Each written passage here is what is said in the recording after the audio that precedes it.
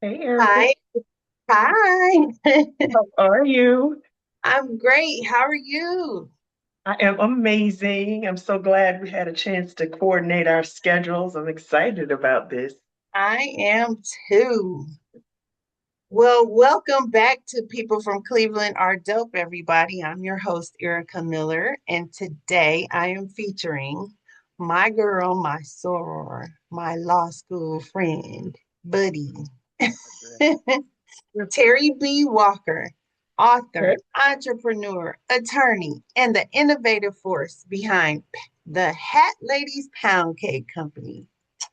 She has transformed her family's legacy recipe into a premium frozen batter brand known for its thaw, pour, bake simplicity. Teri stands at the intersection of legal clarity, spiritual depth, and creative innovation, with a full ecosystem of devotionals and manuscripts on the way, set to be released next year. Teri grew up in Greater Cleveland, and she's dope. Please welcome Teri B. Walker. Hey, everybody. I almost didn't know who you were talking about, Erica. That's so funny. Like, yeah, that is me. Welcome, welcome. It's so Thank nice to you. see Thank you. you. I'm so excited to talk about Hat Ladies Pound Cake. And we have a special treat. We have a live demonstration.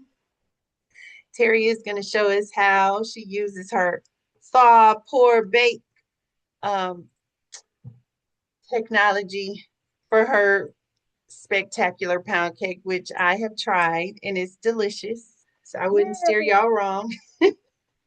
Right. Okay. So let's get started with the demonstration and we'll talk about everything else while this is going on. Awesome. So I have already here, can y'all see? I'm gonna try to move this over nicely.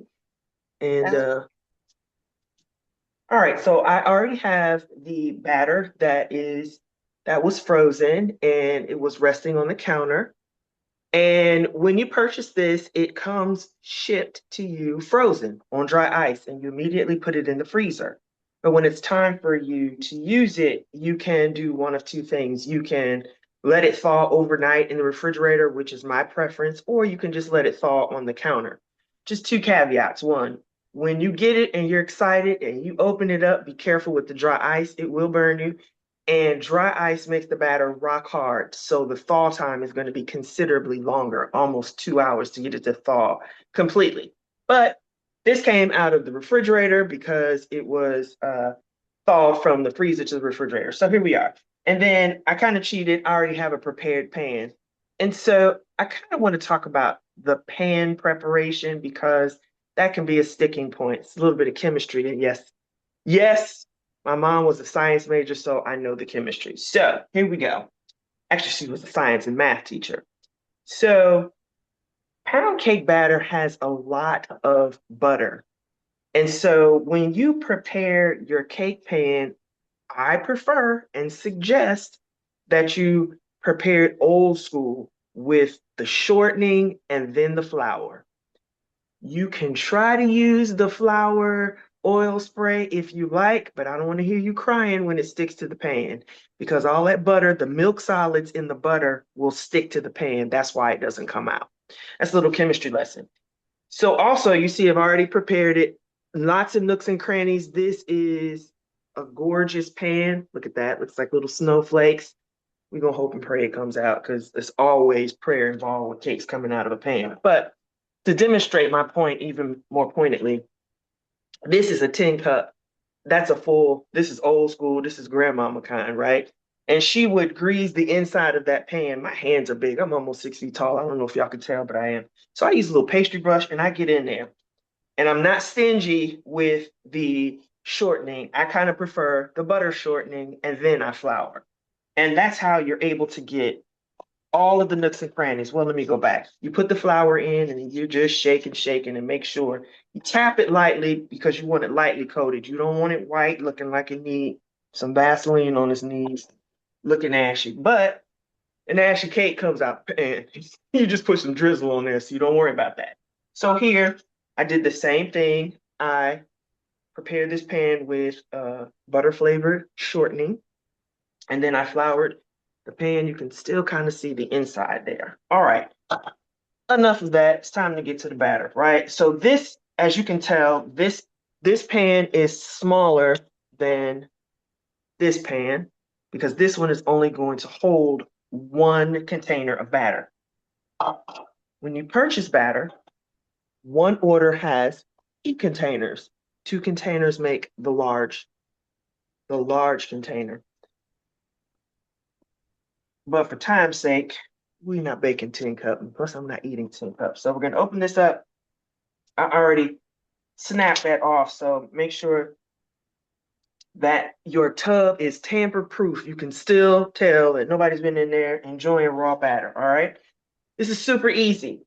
See if I can get this closer for y'all. Can y'all? Ooh, don't let me fall. So we'll do it like this. There we go. Okay. There. All right. Now, I have a sturdy, um, I forgot what this thing is called, spatula, because my hands are heavy. My hands are big, so it doesn't matter. You just pour it in here nicely. See? And you pour it nicely. You see how that batter is rich and creamy? That is the good stuff. And you want to get all of it. So take your time, run it down the sides, kind of make sure you scrape down the sides. You don't want any of that liquid gold in this container. You want it in this pan. And you take your time because you don't rush stuff like this. Don't rush. Don't rush. That's how you make mistakes. And you don't rush the cake, and Mud Deer won't come out the pan because you done got on her nerves, right? Right. And then and then get some of that off that lid. There we go, right? And I just kind of smooth that nicely, nicely, nicely. And listen, you don't want a whole lot of batter on the spatula. I know you're tempted. Don't eat raw batter, y'all, because I don't want to hear it. I don't want to hear it later on. It's good, but don't do it.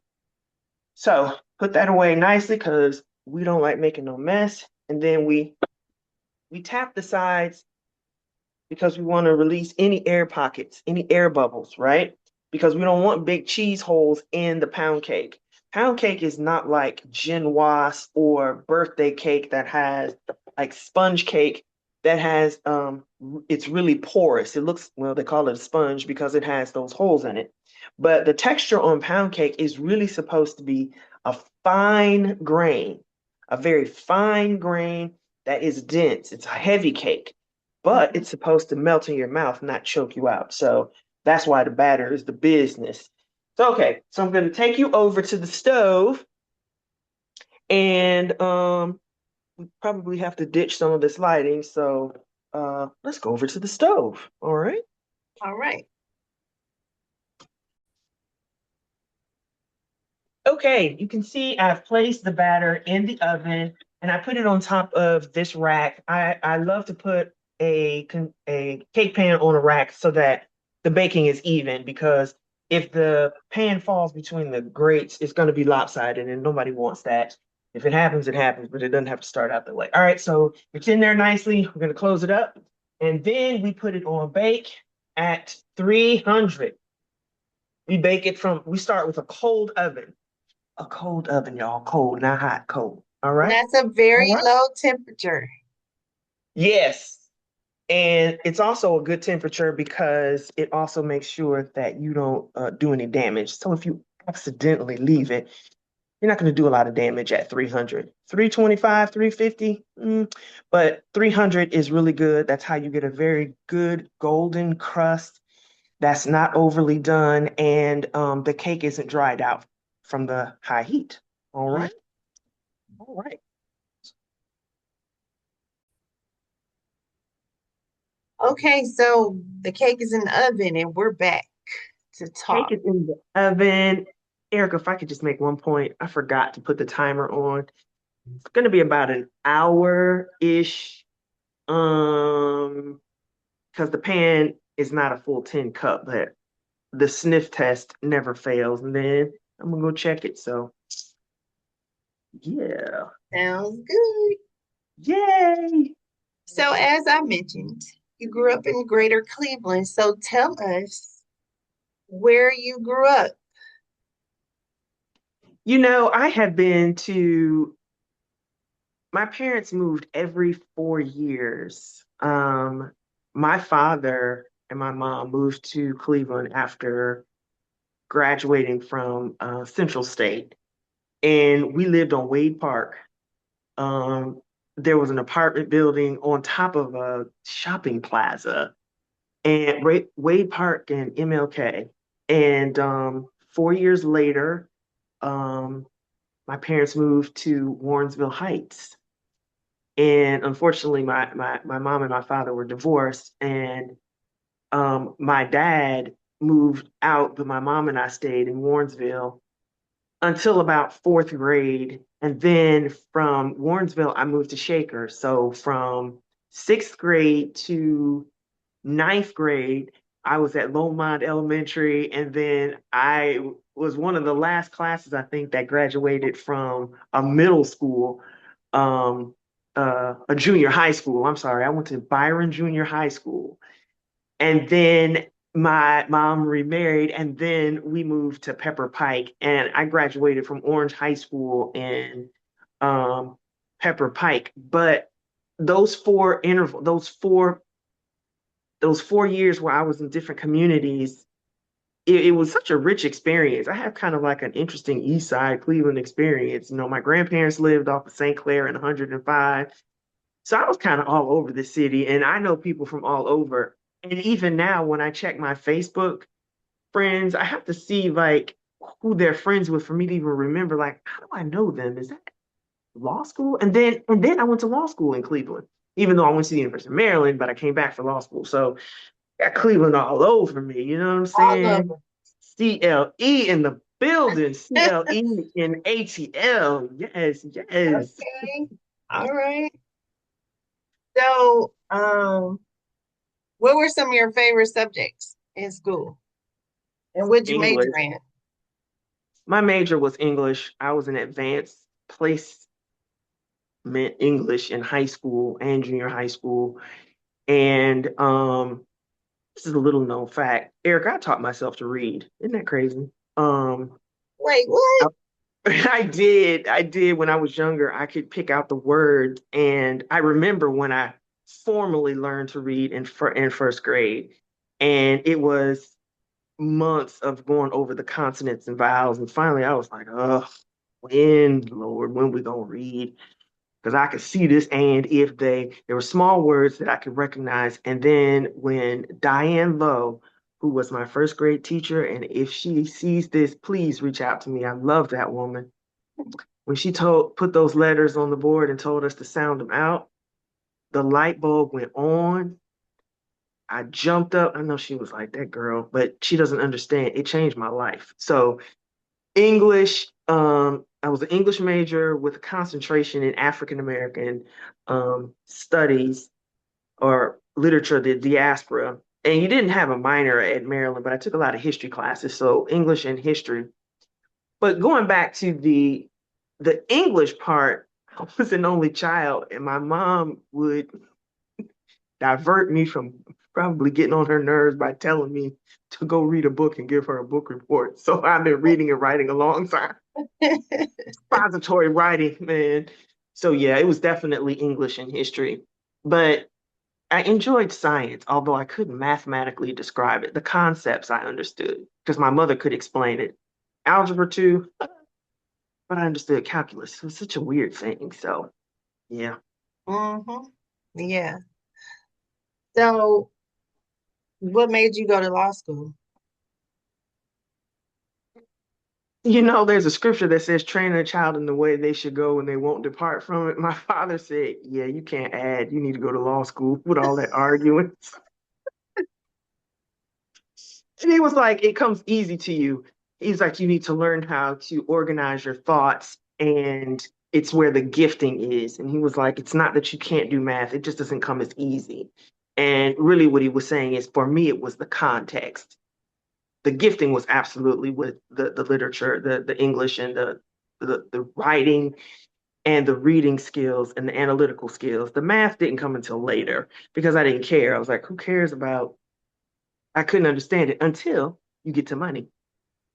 Mm. Then my math skills were like, wait, because off the top of my head, I was joking with some friends. I'm like, I don't remember 8 times 6, but let that bill be wrong, and I'll be like, you owe me some money. So it's context with me. So that's how I got to law school.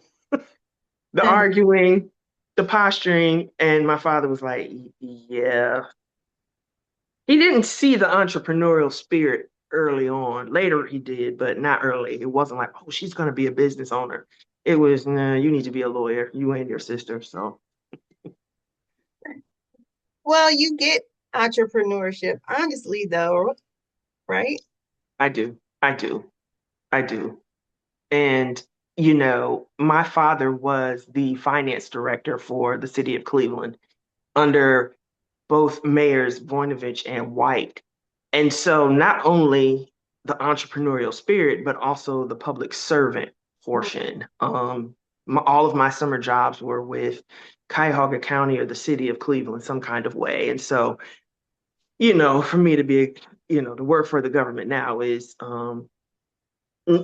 just part of the legacy Yeah. that continues from my father's career. So yeah, the Hmm. entrepreneur report, because after working for the city, he eventually went on to start his own investment banking club, investment banking firm.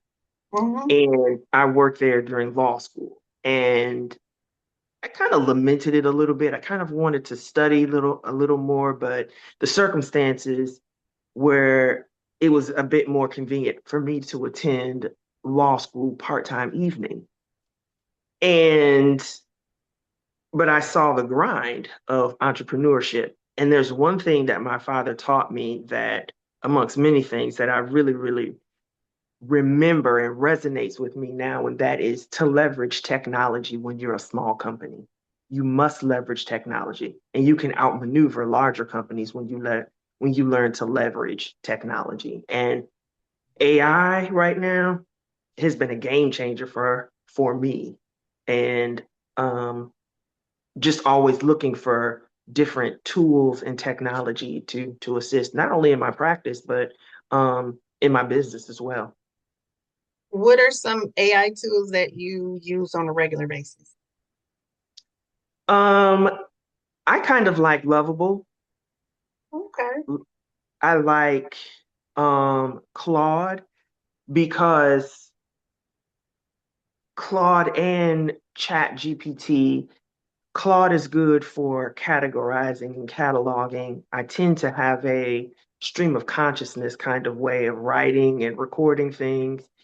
And Chat GPT is better at um, organizing, but not the crunching that Claude can do. Um, there's another tool I found. Photo Room is fun. Hmm. Trying to get your photographs to look professional and to separate backgrounds. You like the forefront, but not the background. So you can spend a lot of time with different AI tools. And also, Sora, I haven't used that as much, but there's a lot of things you can do with um, avatars. I haven't delved into creating an avatar, my image, and then doing a lot of speaking, but I have learned how to use it. Not so much though. I haven't used it in my business, but there will come a time where, you may have to.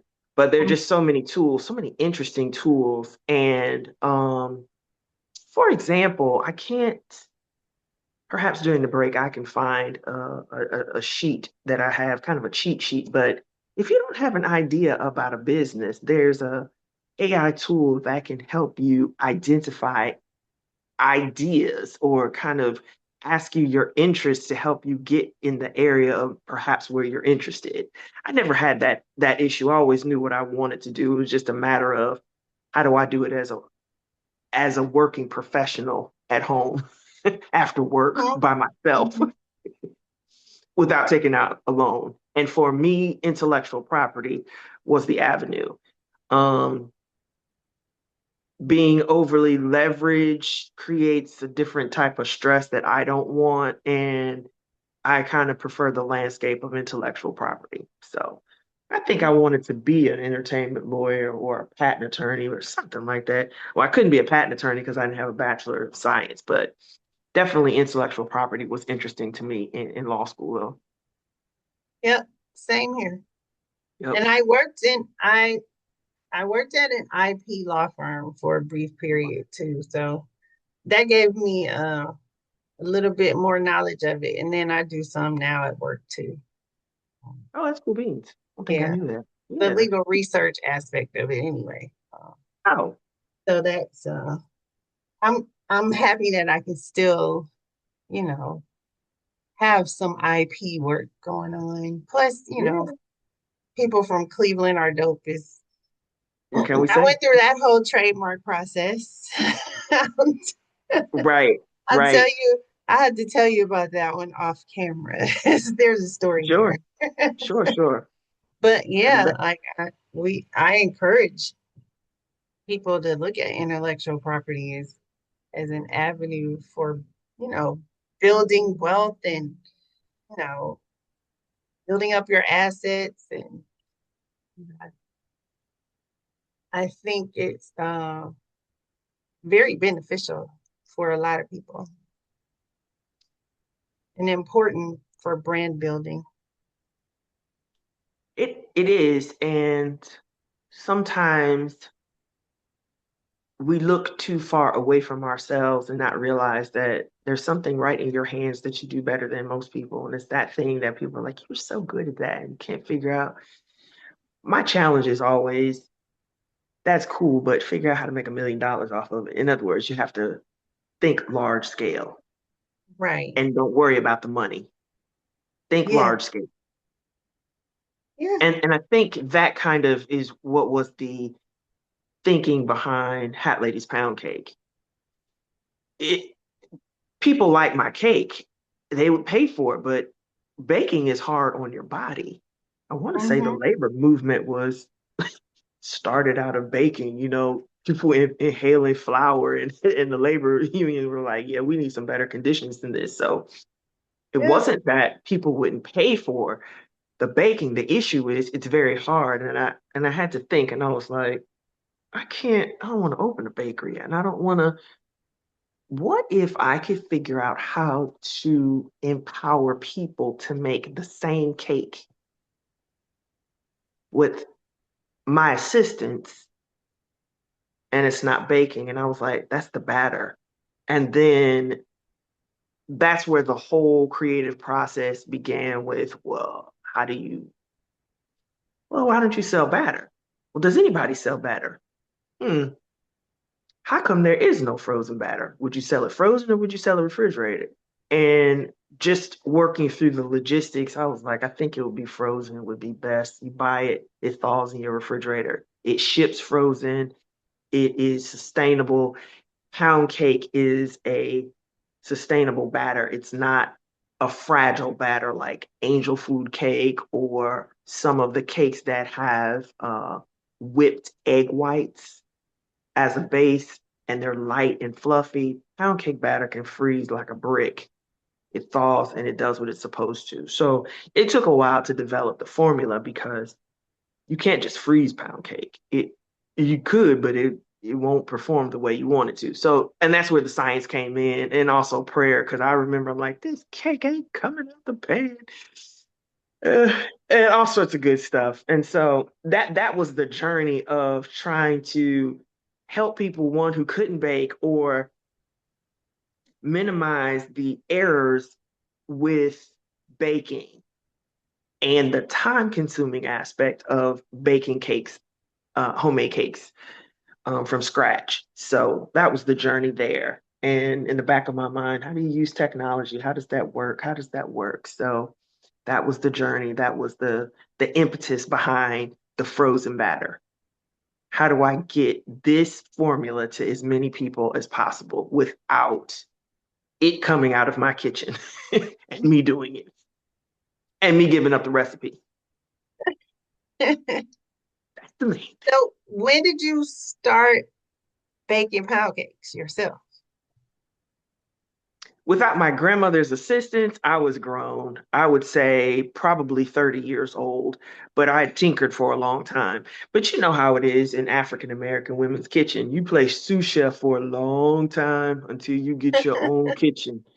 It doesn't Right, matter how old you are, how long you've been on the road, when that plane landed. When you get home, you need to get in that kitchen and chop up whatever it is that they need. right, So right.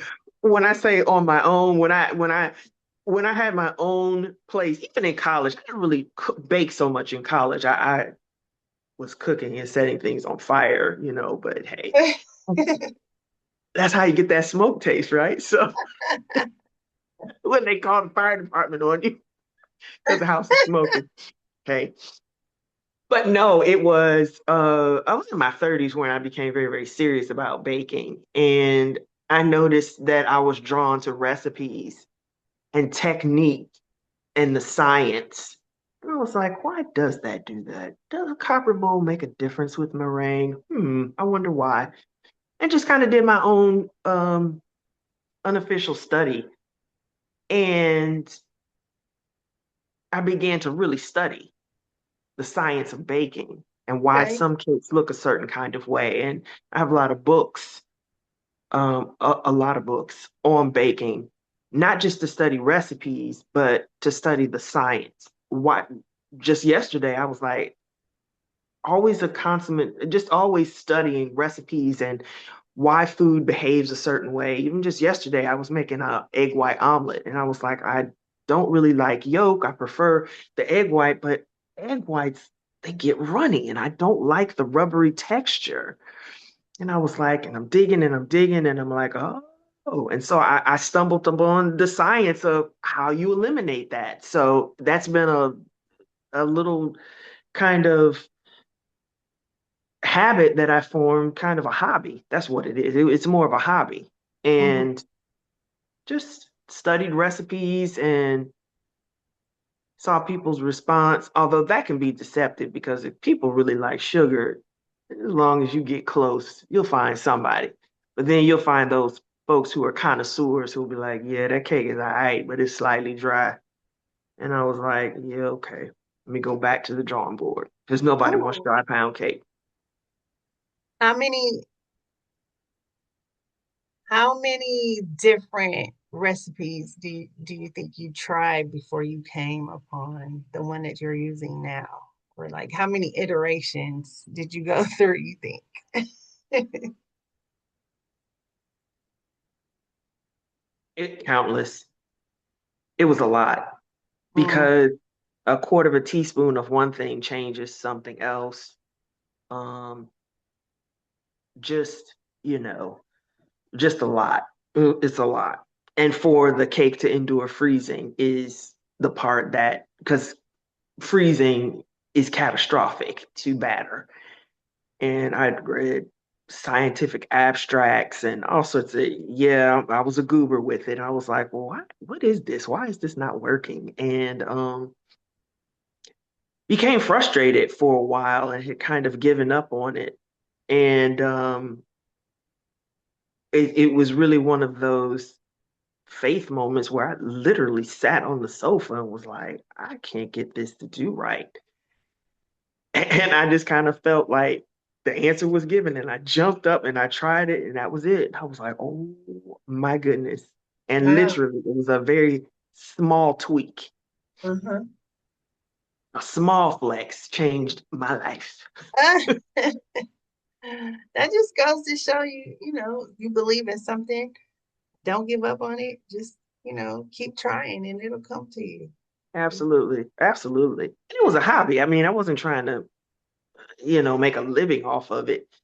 I wasn't like, I didn't have that pressure. I didn't put that pressure on myself. I was just like, let's see. And both my mom and my father have hobbies that they perform well enough to be professionals. Mm-hmm. My mother does arts and crafts, so do I, but my dad did landscaping and home renovations. I personally think he was better at that than actually being an investment banker. He was that Wow. good. He was that talented. He was that. Oh, And when I say renovate, I mean lowering ceilings, raising the pitch on a roof, um, the attention to detail, serious. um, very serious, very serious. And and it's actually from him and actually my stepfather that taught me because I can do some home improvement things too, that you don't rush those things. I want to get my 9 West shoe and start banging on the wall because that's the only tool I had. I don't think I had a hammer, whatever it was. They were like, you don't do that. So, with things that require artistry, you have to take your time. Baking takes patience. You don't go opening that oven too soon. And you definitely don't invite nobody over that's going to be slamming that front door. Ooh, causing that cake to fall. You're going to get put out. I'm telling you right now. Takes patience. One of the things that I always had trouble with, um, when I make pound cakes from scratch, like I use my mom's recipe. Um, but the top of the crust would always separate from the rest of the cake. Do you know what causes it? It's supposed to do that, believe it or Like not. it's like a, but it Cookie. seems like the gap is too big. Like it Sometimes that the oven is too high. uh-huh. Sometimes it's also the ingredients of the batter is too warm Mm, and almost too loose. And so when you put it in the hot oven, it's almost like it expands really quick and it browns up there. And then when it cools down, that crust kind of is suspended and then the cake is beneath it, kind of. mm-hmm, mm-hmm, And so I want to say the ideal temperature for baking is 72 degrees. And I don't know, like those old school ladies could bake all day, but cake is funny because that batter will melt because of the butter. It's funny. And when it's melted, and you put it in that hot oven, and some women bake that cake from room temperature, which might be 78. So the batter is already warm, it's hot in there, all them folk in there, and then you put it in that hot oven. Eh, you really got to watch that. So the oven temperature makes a difference with how the cake will rise and then set. And then as it cools, the cake part separates kind of from the crust. I have noticed that if the cake is too warm, the batter is too warm, too loose, it'll mm-hmm, do that. It won't burn, but that's what cake does. And actually, that's kind of a signature of pound cake is the sugar cookie crust on mm-hmm, top. mm-hmm, Now, and the thing about that though is there was a time where I used to ice the what would be the bottom of the cake. That part mm-hmm. that gives you the most surface. So when I'm doing like turtle pound cake and you got a lot of stuff, a lot of what I call real estate on the cake, that's when it matters. But most of the time, people are eating that part when they get the cake. That's what they want. But it depends on the aesthetic that you want. Like if you want a pound cake that you just cut, you don't want any icing or anything, that's when I personally think you need the lower temperature so that the cake bakes slow and even and you Mm-hmm. don't have the extremes so that it comes out the rise is slow, not a quick rise, then a deflate. So that's been my experience. Well, I'll tell you, I did not have that issue when I made the Hat Ladies pound cakes.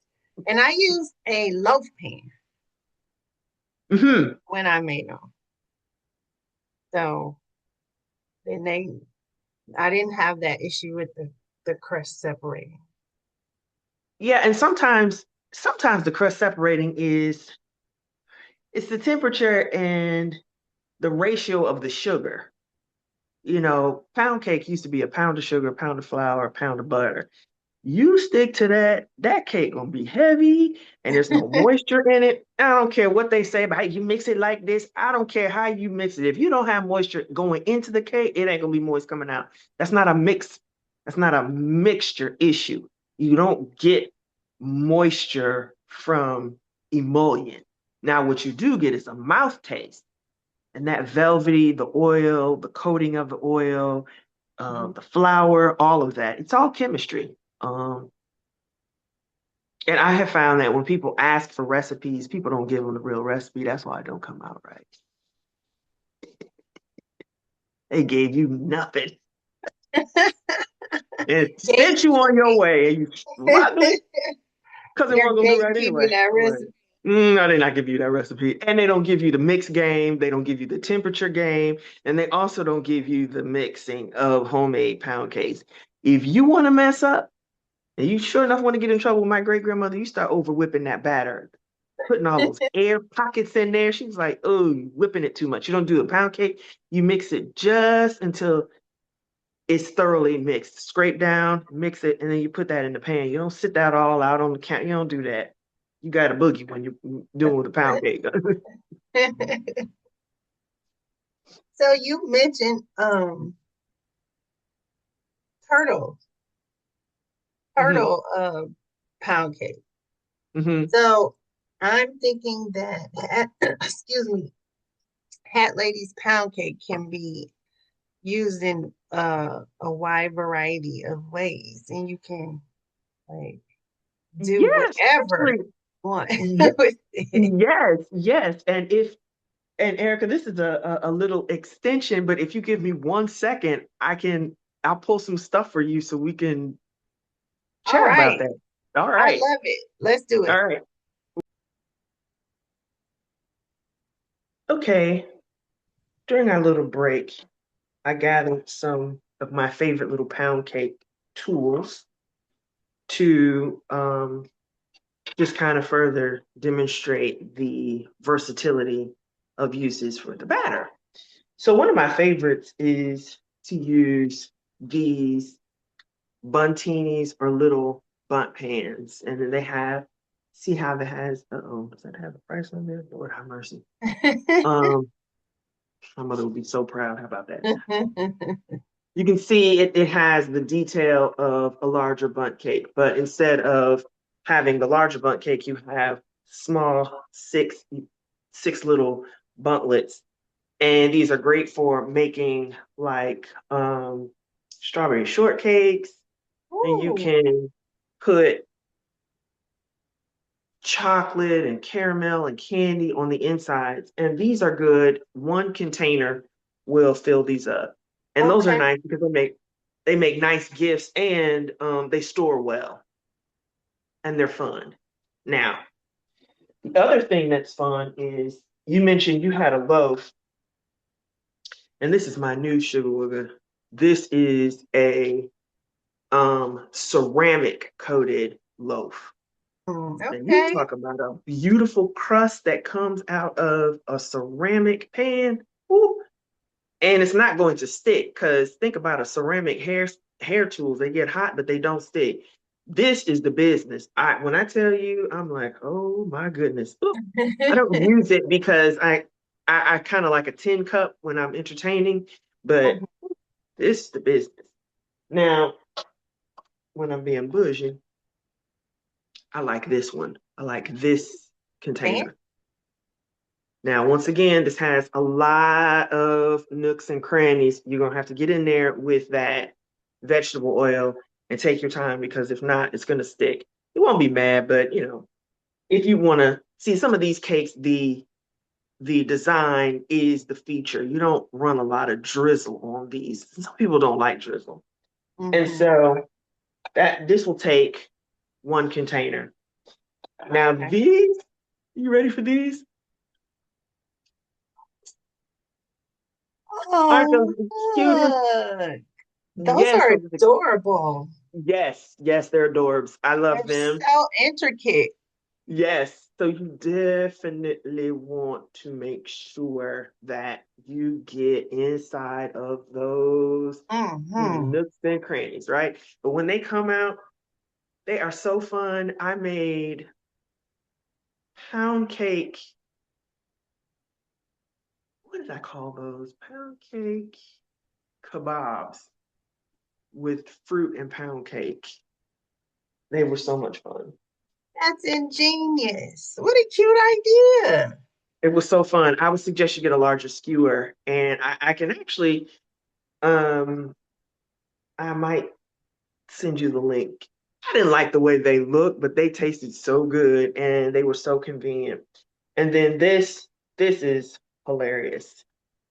These are silicone cups, and I made they look like beignets. Yes, I did put the batter in the silicone cups and I put these in what?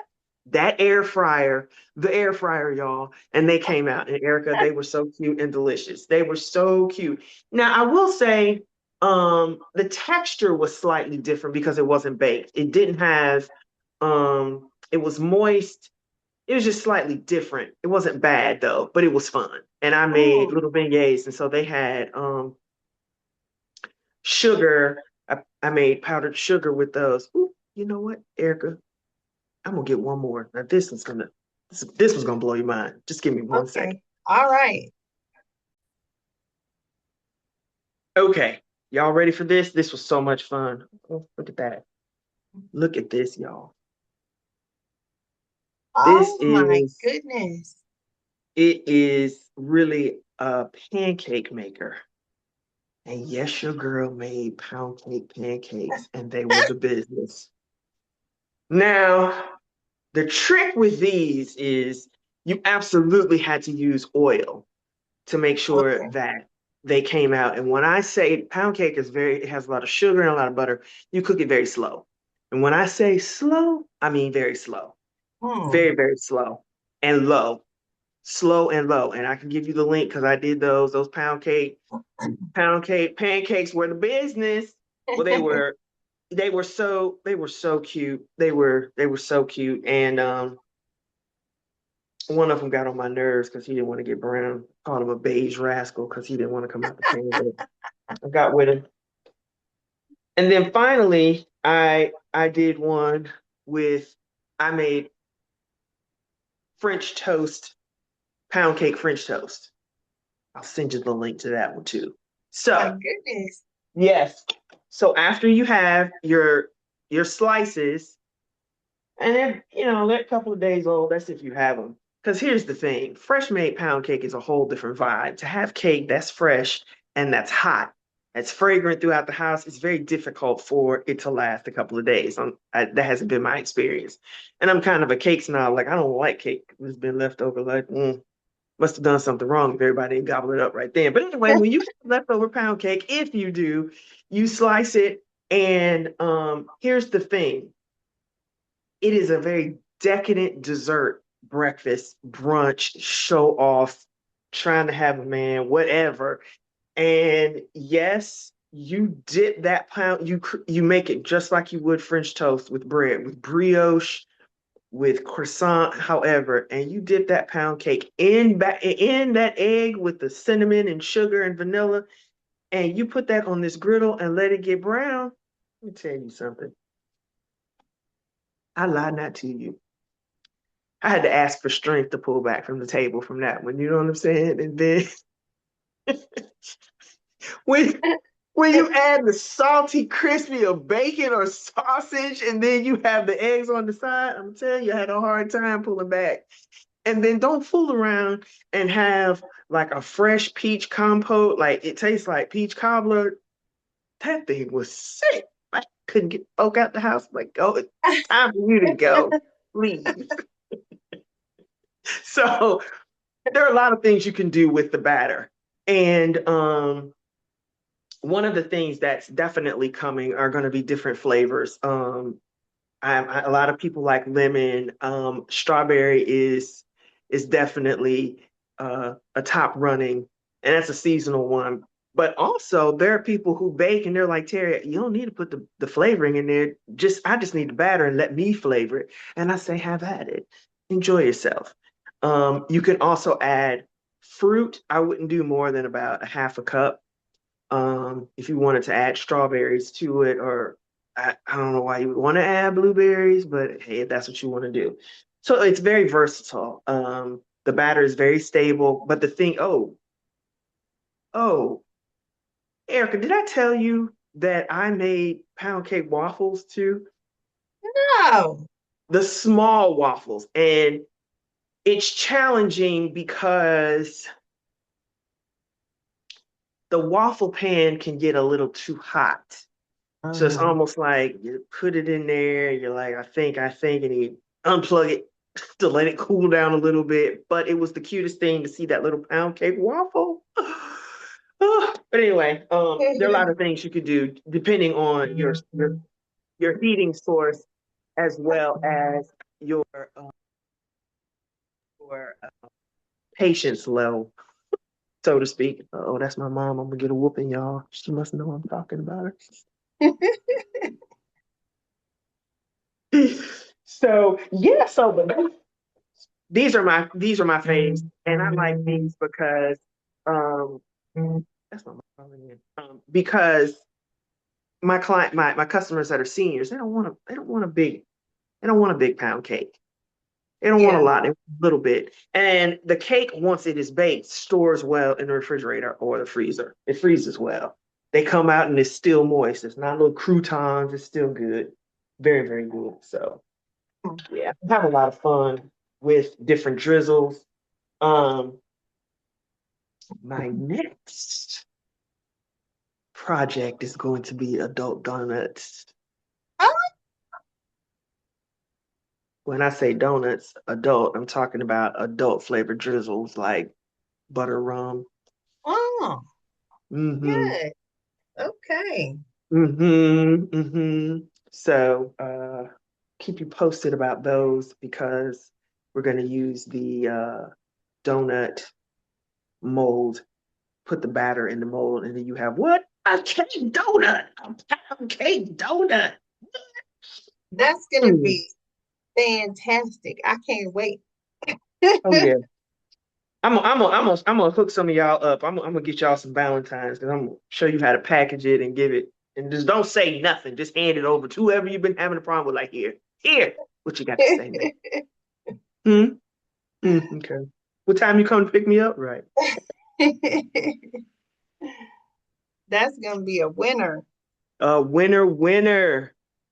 So yeah, that's so you can see I enjoy baking and fortunately I like to bake, but I don't have to eat it. So, I take it to work for folks to enjoy, take it to church, whatever, like, hey, have at it. But I love to see folks enjoy it. I think that's something I got from my grandmothers. They like to see you enjoy it and then talk about Oh you later yeah. on that you ate too much. Yeah. Oh yeah. Yeah. Oh yeah, they're gonna clown you But, now. but you taught me how to do this. Am I Right, supposed to not test it out? right. Uh-oh, Erica, I smell our cake. Let me turn this Oh, over here. Let's go take a look, see okay. what's going on. Turn the light on. Let's take a look. Oh yeah, she looks so pretty. Yeah, she's coming along nicely. A little bit, just a little bit. I can smell it from here. Yes, yes, yes, yes. So, That's pound cake is very nostalgic for me because that was my mom's thing. Like that was her specialty. So um, yeah, I and I really, really enjoyed Hat Lady's pound cake. It really reminded me of my mom. So that's what oh, I loved about it most. Um, like the texture of it reminded me. of my mom's pound cake, and it's just like it just brings back a whole lot of great memories of growing up in Cleveland. Um, I'm like those so I'm days, every holiday, that was what she brought. So people came to look for it whenever she went somewhere for a special occasion. So yeah, pound cake is it has a special place in my heart. I don't think I knew that. I'm glad you enjoyed it. I Yeah. it it is a way I connect with my grandmothers and my aunts who knew how to bake. And Hmm. my great grandmother is the one who really, really taught me how to bake. My grandmother, my mother's mother, taught me how to cook, but it's my great grandmother who taught me how to bake. And Erica, I remember first learning how to make the pound cake, and my grandmother was like, "Listen, don't go beating that." And I wanted to beat it, and it didn't want to come out of the pan. My mother was like, "You're serving that on this my Thanksgiving table," and now for her to say, "Terry, will you bake me a cake?" Is such a big deal. It's a huge honor. And before my great grandmother passed, she knew I could carry on the tradition. So I definitely understand the nostalgia about family recipes, or the connection of the memories about the food. Um, Hmm.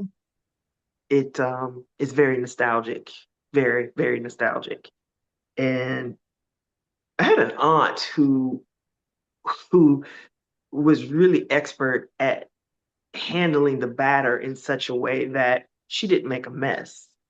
Because it's one thing to get the batter mixed, but to do it and not have the kitchen torn up and not have it all on herself. She could bake after coming from church with the church hat on it. That's how she could get down. And by the time you went and changed your clothes and got ready to eat dinner, that cake was coming out the oven. And I'm telling you, that really impressed. That changed. That was the next level. Like, I really became a cake snob after that. Like a pound cake snob. Like, is it hot? No, I'm not interested in that cake you made yesterday. It's so silly, but I mean, it is. Actually, I was like, I bake my own. Mm-mm. Where did hat ladies come from? Uh, the From your women, auntie?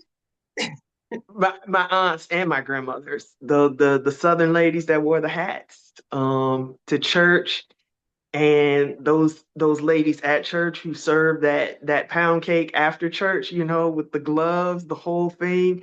It's a whole vibe. Mhm. How I went to one church and they would slice the cake up and put it on the little paper plates with the cellophane, and you'd be like, after church, you'd be like, ugh. And you would go to the bake sale or whatever, they'd sell them for 25 cents or 50 cents, and you get like your slices, and it would be amazing. And that's the standard. It has to taste like Sister So and so's cake. It's got to melt in your mouth, and it has to have been made with love. And it's funny because I had made cakes when I wasn't in the best mood, and that cake didn't come out right. Like it could tell like I wasn't. You didn't love me when you made me, so I'm not gonna do right. Energy was off. The energy aura was way off on it. So um but yeah, it is. I definitely feel connected to them when I bake. And when people taste it, and just like you commented, and they say this reminds me of my grandmother, that's the whole legacy portion. That's the whole point. Hmm. You don't have to bake it. You don't, each generation shouldn't work as hard as the previous generation. If you want to make it, fine. If you don't, and if you can't, you got hat Hmm. lady pound cake batter. And listen, I buy my own batter. I'm like, I ain't making that cake. I just go in there and get something in the freezer. And I can whip it up quickly. I was like, I'm not doing it. I'm gonna go in there and get that batter, and be about my business, and be Hmm. done. And it's nice to just have it in the freezer. And so Yes, when you get a taste for it, you can just take it out the freezer, thaw it, pour it, and bake it. And that's it's it. really That's easy. it. That's it. It's like cookie dough. You Anybody keep could it, do it. anybody can do it. And um that's the next level is national distributorship. I'm trying to get it into stores. If you want to buy Hmm. it online, great, it's there for you. But I want you to be able to go to the grocery store and be like, oh, I got to get my batter so that you have it in the freezer, just like you know how your grandparents used to have choice meats in the freezer, like for that special occasion, or just when you want it. And that's also the reason why I sell it in two 32-ounce containers because you may not want all of it at one time. You can get a little loaf if you want one, or a little cake, or if you're saving it for the holidays, then you can have your tin cup, but you have it available. And it's really a good tool for women who can actually cook and bake. It's not just for those who can't, because like I said, I use it. I made it and I buy it and I use it. When you're hosting, Hmm. the last thing on your mind is trying to figure out what dessert you want. All you need to do is figure out what drizzle, if any. Add some fruit, add some um, different flavored drizzles for people to put on there. Those who are picky, whatever, nuts, whatever you want. But I tell you, when you start making it while people are still enjoying their meal and they smell that cake, it changes the whole ambiance. It's like you become iconic at that point. You give them something to look forward to, and they're like, Right, "Wow, you making us a cake?" right. What are some of the your favorite drizzles that you like to add? Um, Honey lemon is fun. Hmm. Honey lemon is fun. I kind of like if you add a little nutmeg to the batter, and then you could do a nutmeg. You can do a eggnog flavored drizzle during the holidays. Ooh. It's a real quick flex. Um, Old school, just vanilla, but vanilla bean Mm. kind of takes it to another level. So when you have vanilla bean, it kind of gives it that gourmet taste. Um, Another one that's fun that I did for a local television show is I did a peach cobbler drizzle. That was fun. Ooh. And yeah, and also I did oh, this was good, a browned sugar caramel drizzle. Now that Ooh. I I had to jump back. I understood when James Brown said he had to jump back and kiss himself because when I tasted that, I said, because brown butter is deeply satisfying. Some people say it tastes burnt. That's because it is burnt, if that's what you think. But I was able to capture it, and it was really, really satisfying. And also, um, brown butter cream cheese is a good one too. And Oh, you okay. take, yeah, you take the cakes to another level. And then, the one of my favorite cake compilations, as I call it, or collaborations, is I had the batter and I just put it in half of the container, and then I did a streusel in the middle, and then I added the batter on top. So when you slice the cake, you could see the cinnamon swirl. And then I did the cream cheese frosting. Of course, my mom loves nuts, so I added nuts and she went nuts over it, which was kind of funny. But It almost sounds like a sock it to me cake. yes. Except the drizzle was more like a icing. It was a little thicker. It was really, really good. Actually, it's one of those that you can see on the on the Hat Ladies Pound Cake Facebook page. Mojito was fun too, and that was when I was testing different flavors. But you still could do a mojito drizzle, and really the key is the lime that comes from real lime and not lime flavoring that tastes like lime candy. Mm. Hmm. And I'm gonna put y'all on game. It's oil. With the citrus, you want the oil, not just the extract to give you the pure flavor. Oh, That okay. takes it to a new level. And then so one day I called these cake collaborations. I I was trying crazy stuff. I'm going to try cheesecake pound cake. I think I figured it out. I'm gonna try that one, but my stepdad said, "Well, can you make a lemon meringue?" And I was like, "I can make anything." And of course, I had to go to school and figure out how to get that meringue swirl in the middle, and I figured it out. And Wow. and he sliced into it. He was like, "Yeah, yeah, you're the best I've ever seen." I was like, "I know, I know."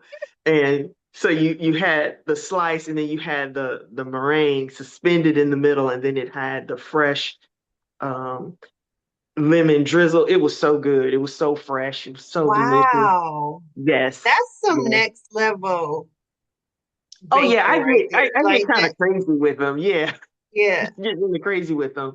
I love how Um, much of a scientist you are in the kitchen. That's amazing. Yeah, I gotta get it. I gotta. I'm a junkie for it. I've got to figure out how to make this work, you know. And so let's take another look because that. Oh, okay, now see, she's crowning on this. Do. You like no, Terry? I can't see that off. It's off. Oh, Eric, we got a little bit of crust on there. So I'm going to take a little peek.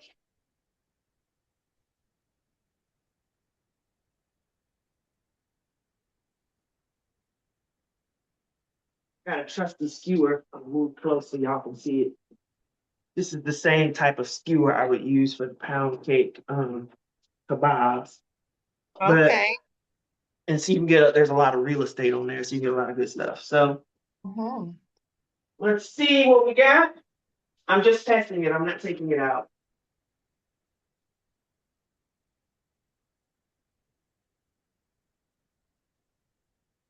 Oh, baby girl is done, y'all. All right. All right. So, all right. I am going to, for kicks and giggles, I'm gonna move this over. I got my trusty silicone mitt here. Cause yes, like my grandmother, I go reaching in the oven. What made those old ladies reach in the hot oven and pull out stuff with their nails? Like, Okay, it's about to be the moment of truth. We get to see what it looks like when it's done.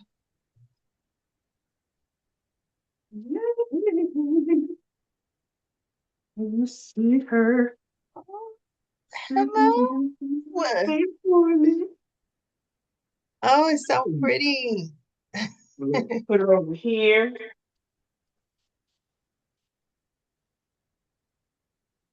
We're gonna take that off there. Can you see that? Yeah. Right.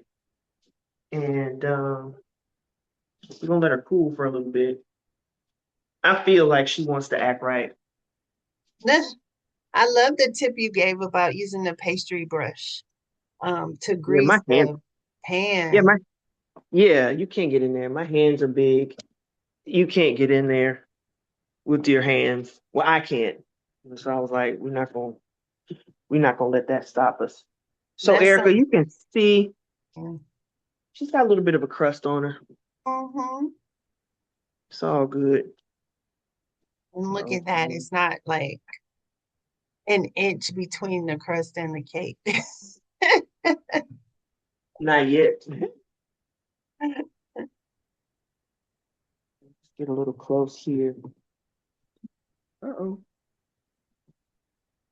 Making noise. All right. I'm going to let that cool, let her cool a little bit. We All can right. keep chatting. Um, yeah, I wanted to get close without knocking stuff over. Let's see here. Here we go. I see a crack. Mm-hmm. See, Looking that's that part. good. Uh-huh. That's that part we like to be eating on. Yeah.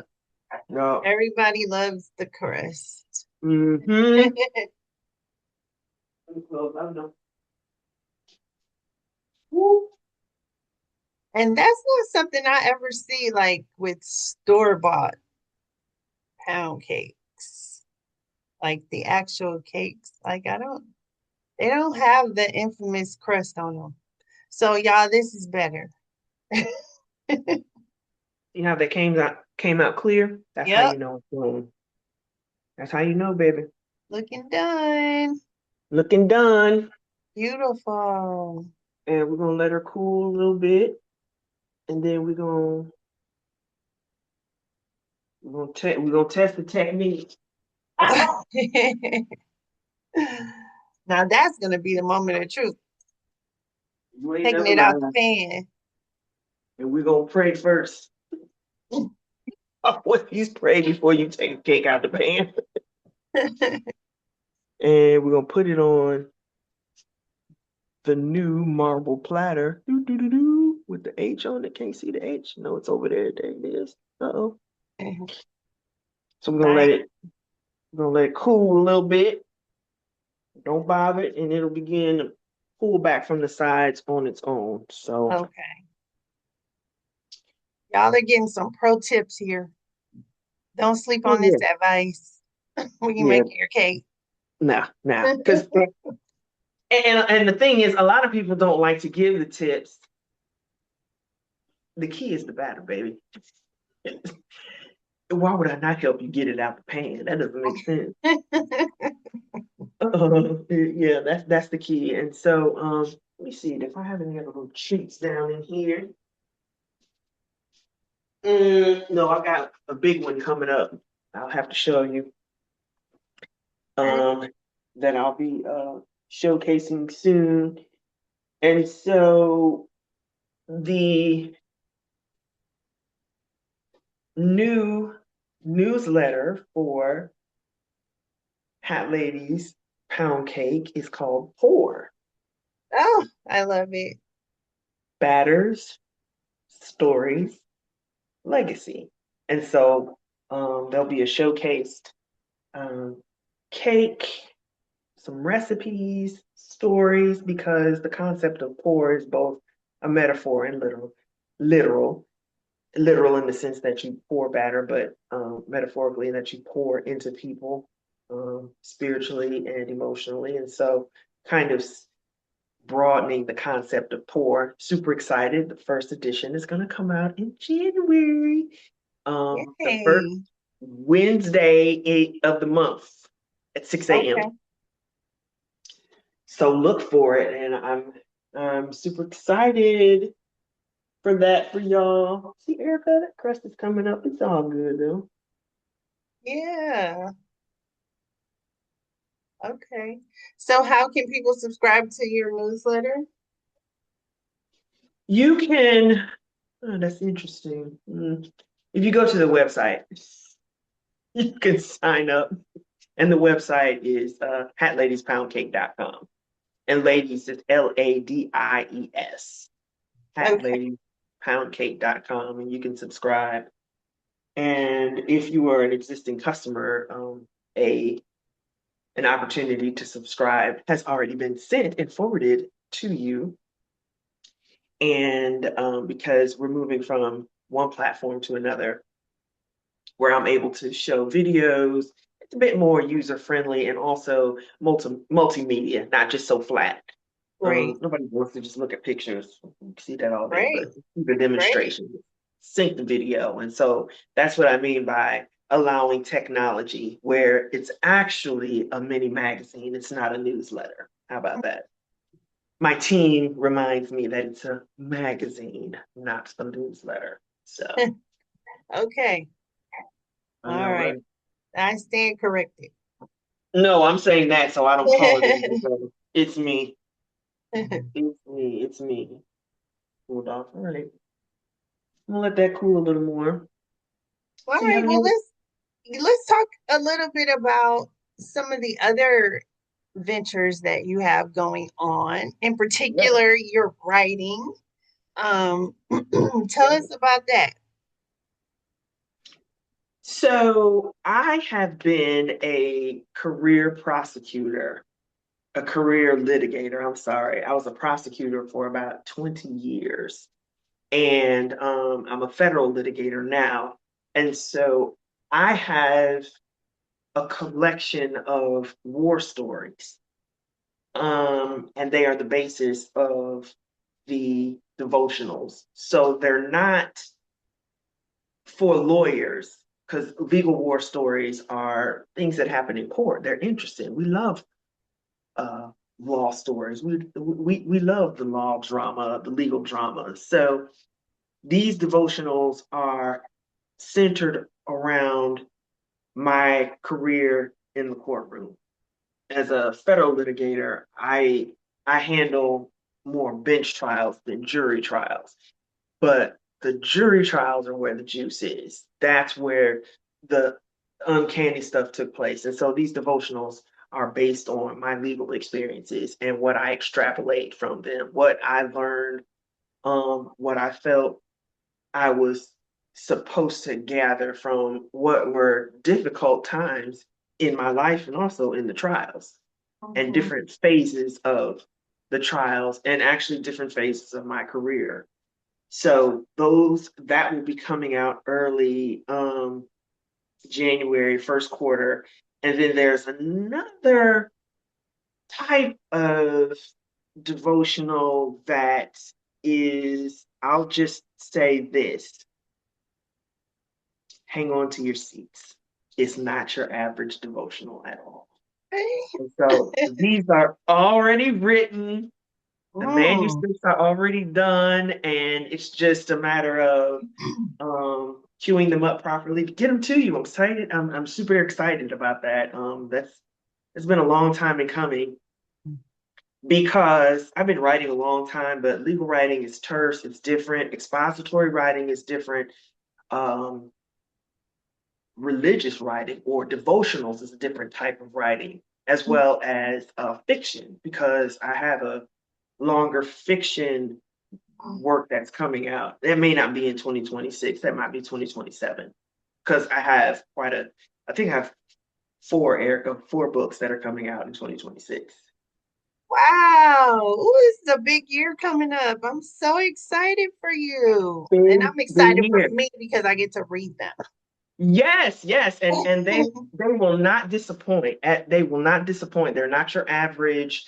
Um, it's not your average book, period, and definitely not your average devotional.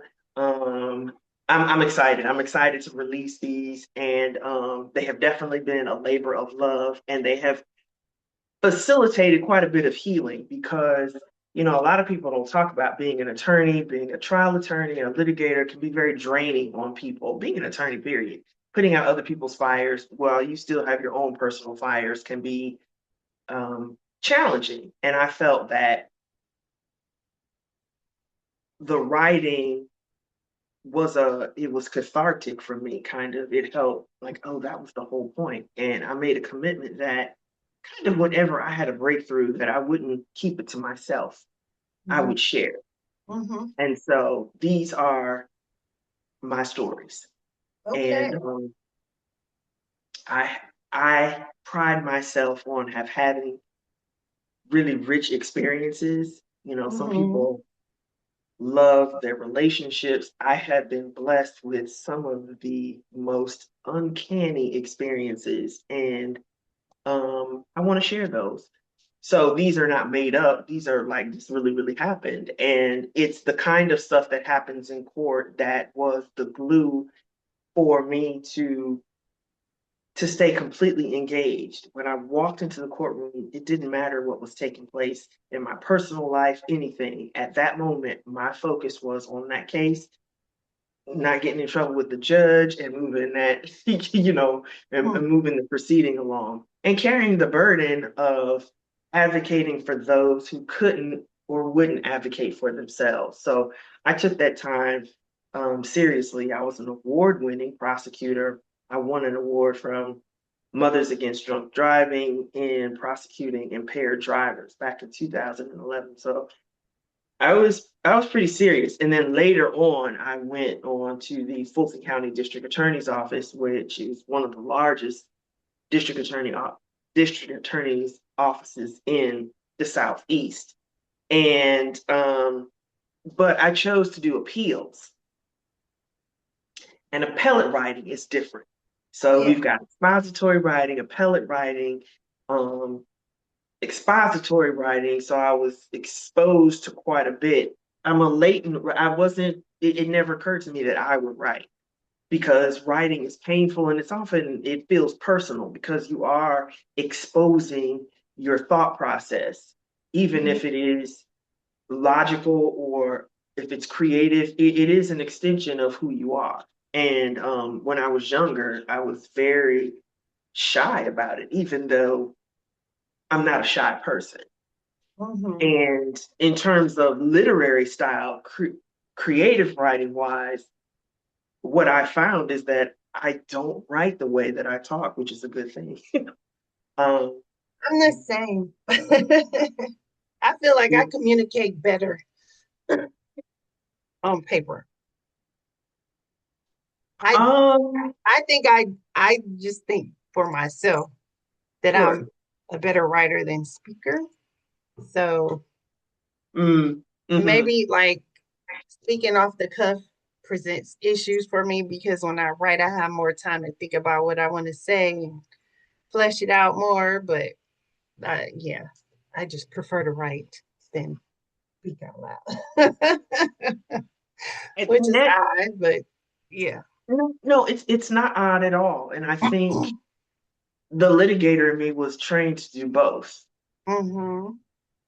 But I forced myself in my latter years to really, really bulk up on the legal writing, the appellate writing, because the work I do now is largely motion practice. It's formulaic, but there's still an element of creativity how you apply the law to the facts, because everything is fact driven. It's the facts, man. Facts. Stick to the facts. So, Yeah. um, but in terms of literary style, I would say I'm kind of a minimalist.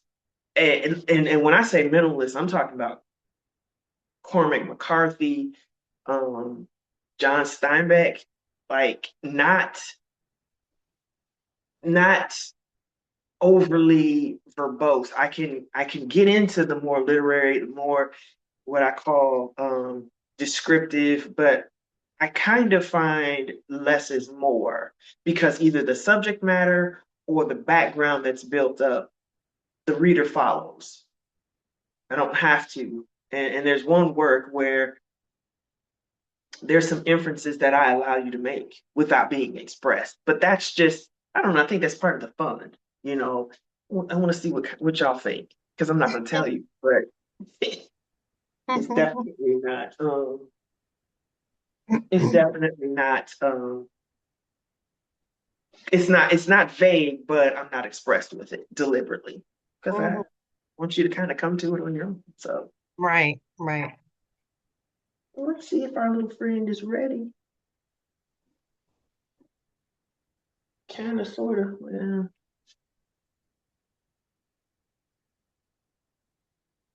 and it's kind of cool.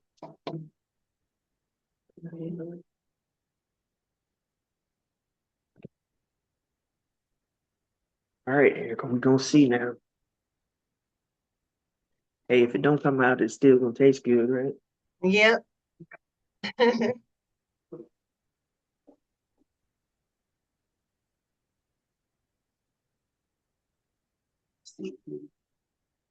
And all I'm doing is I can't see down in there because that crowd area. Oh yeah.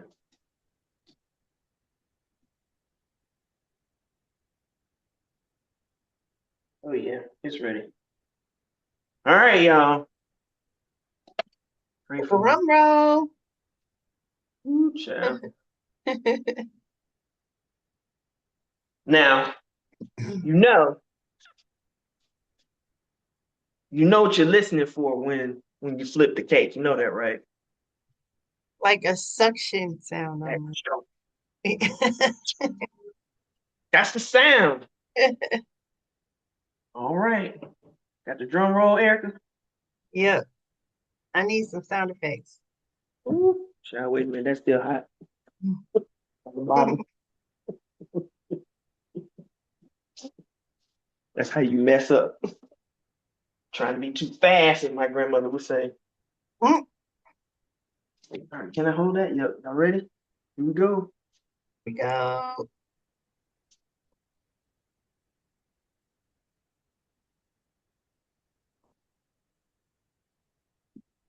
Oh, Lord, I can't turn it over.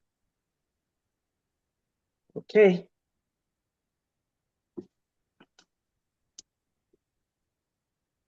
Moment of truth. I know, right? Lord have mercy. Ooh, Charlie around. Ready? Ready. Yay! Look at that. Oh, I love the detail. Oh, Look it's at that. beautiful. Mm-hmm. Mm-hmm. Can you see Oh it? my Wait. goodness. Look at that. Oh my gosh. Y'all, you gotta try this pound cake batter. Look It's at that. amazing. Look at what you can do. Even if you don't call yourself a baker, you can turn out something as beautiful and delicious as this with very little effort. Now, It's I'm gonna let so y'all simple, see that. gorgeous. Look at that. And look at all that extra crust you get to enjoy. Mm-hmm. Yay, success. So, see all that? That's money right there. Mhm. It's money right there. Need y'all to slide over there. And I'm gonna tell you right now, do not cut no pound cake with no ooh, ooh. Well, I was wrong for that. Excuse me, Erica. I'm supposed to use this, right?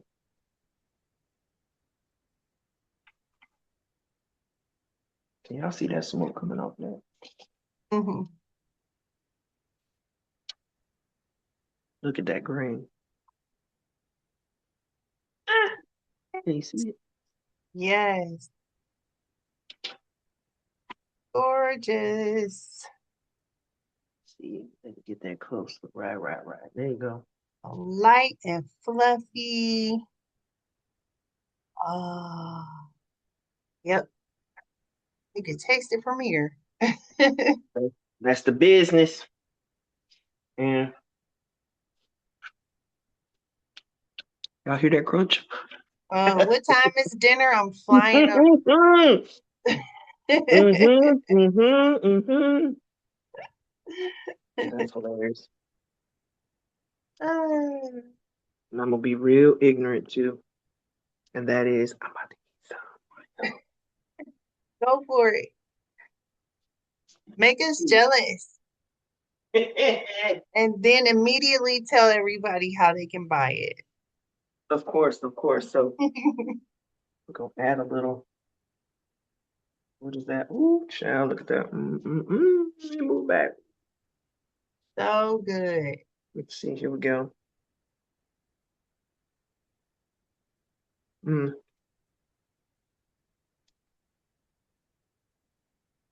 Boy, that melts in your mouth. You see, I'm not choking. And it's still warm. It's hot and delicious. Mm, mm, mm, mm. Well, it's a great thing that you have created. I love it so much. It's so easy to order. Go to hatladiespoundcake.com and you will get it shipped. Now, if you live in Hawaii, sorry. If you live in, I don't know if we're going to Alaska. I don't know. It's pretty costly, but if you want it, reach out. We can figure out how to get it to you. Hawaii is different because it would be because we Mm, got to keep it frozen. But mm, hmm. mm, mm, mm. I think I'm gonna get me some more of this part right here. Mm, See that? Y'all could be enjoying this delicious Hat Ladies pound cake too. All you have to do it's is so go good. to the website and place your order. Mm, sorry, y'all. It's so good. And, and don't forget about all of the different variations. It's such a versatile product.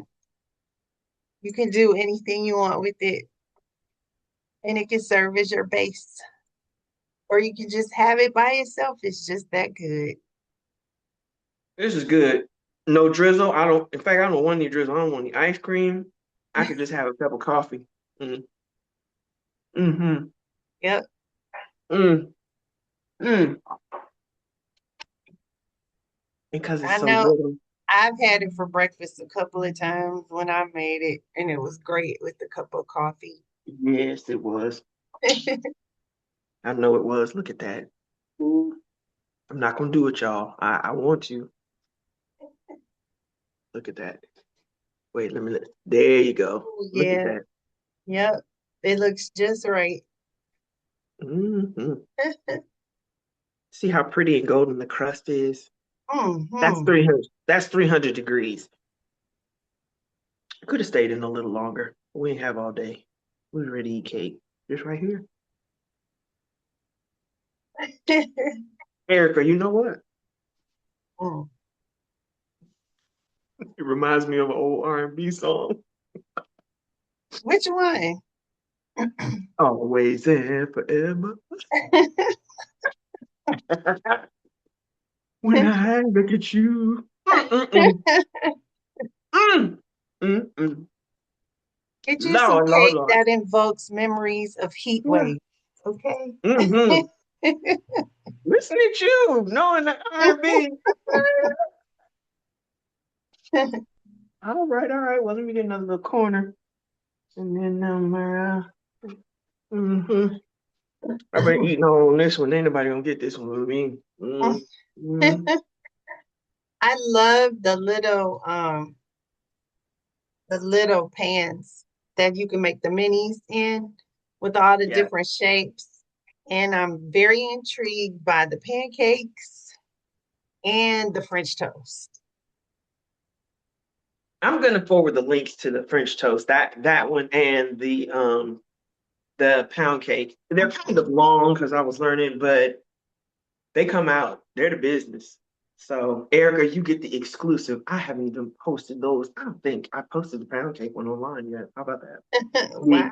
the um the pancakes I didn't post online. So Okay. the exclusive here on People from Cleveland are what? People from Cleveland are dope. Dope. Yes, we Yeah. are. Yes, we are. So, speaking of Cleveland, Sure. tell me three things that you love about Cleveland. 4 full seasons, Mm, distinct seasons. The foliage in Northeast Ohio rivals New England. Um, I agree with that.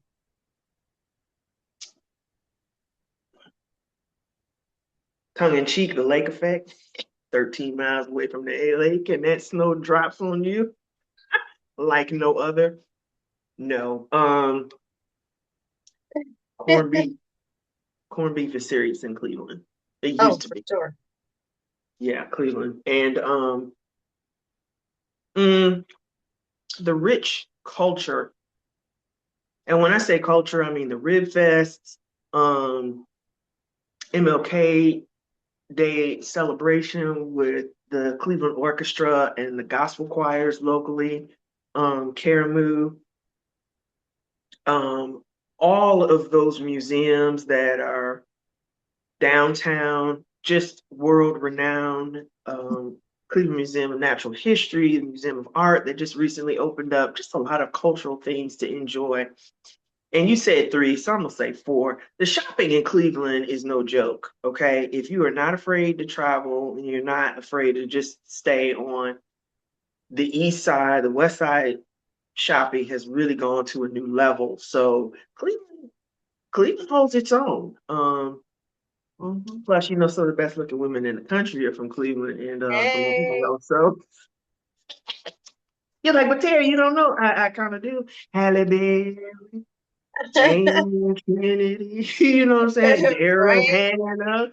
Who? Yeah, it's like 100 different people who are from Cleveland that like are like really famous. But anyway, I say that in tongue in cheek though. But no, Cleveland was it was great. It was an idyllic childhood. Mhm. Made some lifelong friends through the different communities where I was connected, and you know, left an indelible impression upon me and my life. Mhm. And in all seriousness, one person in particular, I get choked up when I think about her, and that is Congresswoman Stephanie Tubbs Jones. She had three major careers in one life. She was a judge, an elected official, a prosecutor, and then a United States congressperson. And Mhm. many strive at one thing, but she excelled at three. And quite frankly, it is her three descriptions that have always impressed me. Okay, you're a lawyer, but yeah, I'm actually an entrepreneur, I'm an attorney, and I'm an inventor. And I can honestly say it's because of Stephanie Tubbs Jones living a full life. Now, all of her stuff is legal related, but it gave me kind of permission and the vision to do more than one thing in Mhm. one lifetime. So, Yeah. absolutely. Yeah. Don't be afraid. Don't be Don't be afraid. afraid to do it. If you're thinking about it, do it. Put a plan together, do it. Life is too short for us to just Sure. rest on our laurels and not pursue our dreams. Right. And there's no straightforward path to getting there. Sometimes we jump around from this, that, and the other until we get there. But however, whatever your journey looks like, just make sure you go on that journey so you don't regret not doing it. Right. The road, I mean, and that's the whole point. I mean, just do it. Have fun while you're doing it. Baking became an escape from the pressure of law work. It was a way I made friends at work. It was how I earned overtime, giving my supervisors cake, whatever. You make friends, you have a business meeting, it goes differently when you have a fresh baked goods, I promise you. And so, um, I just set out on the journey. I just love it and try to incorporate it in my day-to-day life. And just sky's the limit. Not afraid, but I definitely had to go ahead and launch and see where it would take me. And so I'm excited. Excited about this life and excited about this journey.